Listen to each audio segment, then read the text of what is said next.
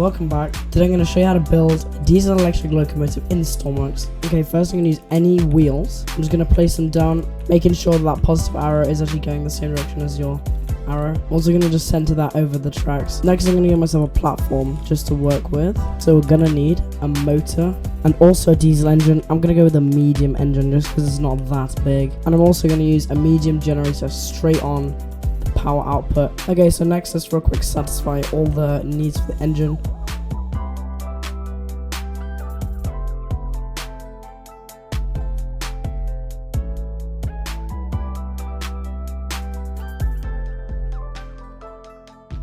Next I'm just going to put a gas relief valve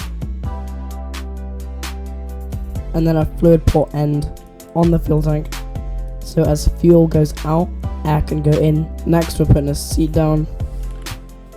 Then I'm going to put a couple throttle levers.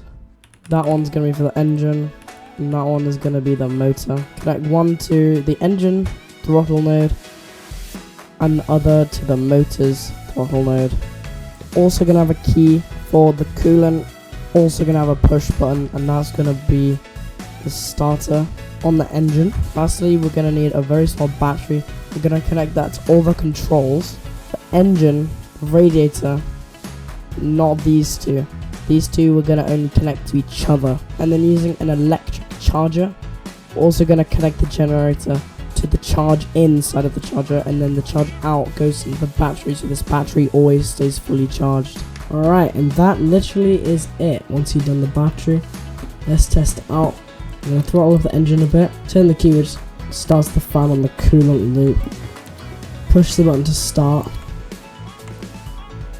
engine revs go up, we can throttle up the motor and that sends us forward. Now you can add your own body and whatever else you want to add to it.